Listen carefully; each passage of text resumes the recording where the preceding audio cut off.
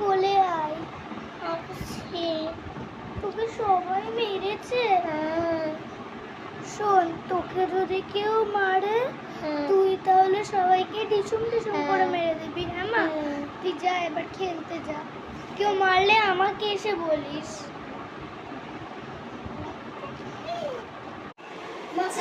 আজকে ঘুরতে যাই। কি হলো গো মা? কি হচ্ছে?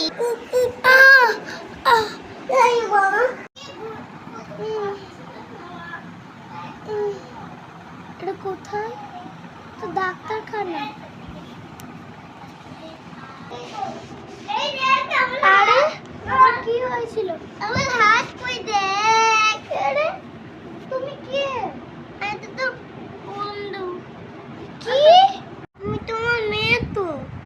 কি? আমি তো তোমার মেয়ে। আমি তো তোমাকে চিনি না। আপনি কে? কি হয়েছে মা? তোমার মায়ের স্মৃতিশক্তি হারিয়েছে। চিনতে পারবে না? না।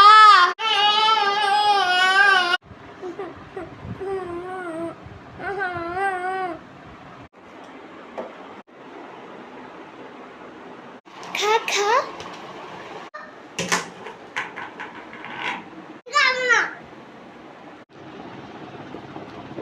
স্যার, আমি এখানে ইন্টারভিউ দিতে এসেছি। এই নিন। মানে কালকেই আমার চাকরি জয়েন্ট হয়ে গেল। Thank you.